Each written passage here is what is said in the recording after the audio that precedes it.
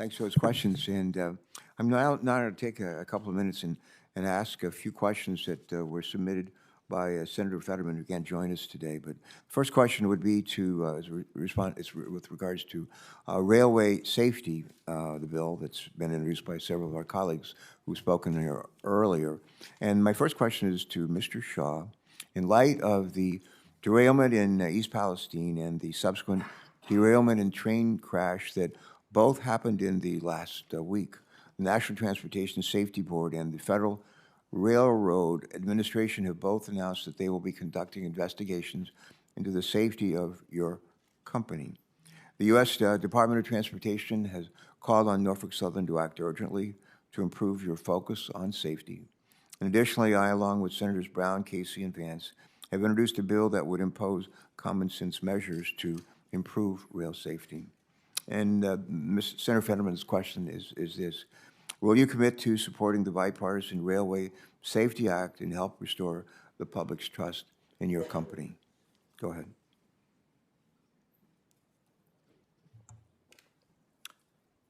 Senator, thank you for that question. We are committed to the legislative intent to make rail safer.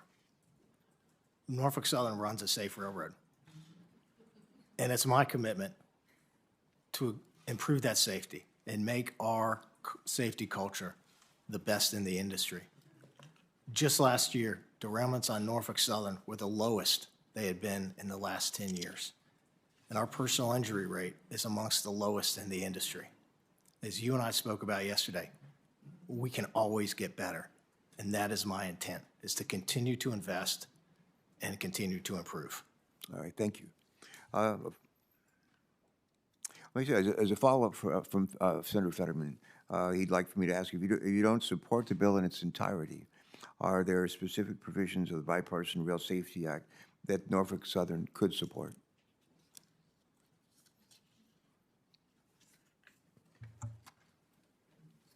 Yes, Senator, there are a number of provisions that we would absolutely support. The rail industry has been in support of tighter tank car standards for a number of years, and I understand that's in the bill. We support more training and more funding for first responders. We support enhanced wayside detector technology. And in fact, Norfolk Southern is leading the industry in a number of ways. You saw just this week a 6-point safety plan that included a number of issues in which we're implementing immediately to improve safety, including installing more wayside detectors. The first one was installed yesterday outside of East Palestine. All right, thank you. Another question for you, Mr. Shaw. One more question from Senator Fetterman. His staff has heard from local officials in Darlington Township that Norfolk Southern began giving inconvenience, that's in a quote, inconvenience stipends to individuals with an East Palestine zip code.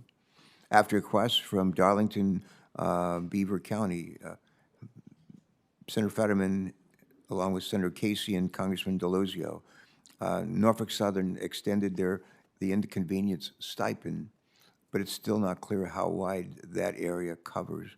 And Senator Fetterman asked, can you please clarify whether Pennsylvanians who left their homes after the derailment are entitled to this financial assistance from Norfolk Southern?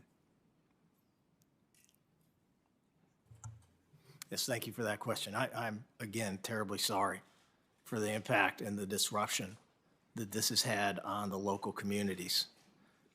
I am proud of the fact that Norfolk Southern had established a family assistance center within 24 hours of the derailment. And we've assisted well over 4,400 families, including families from Pennsylvania. And earlier this week, we announced a much more comprehensive package totaling $7.5 million for Pennsylvania. And again, sir, that's just a down payment. All right.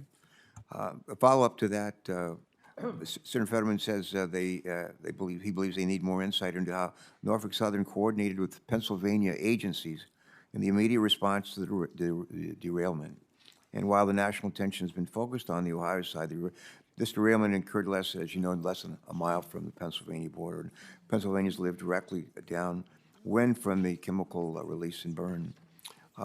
Question, Mr. Shaw, again, this is Senator Fetterman's question. Why weren't the Pennsylvania Emergency Management Agency and Pennsylvania Department of Environmental Protection contacted until hours after the derailment? And is there a process in place to notify the relevant state agencies when a derailment of train cars containing hazardous materials occurs? If so, why hasn't this process been followed in this instance?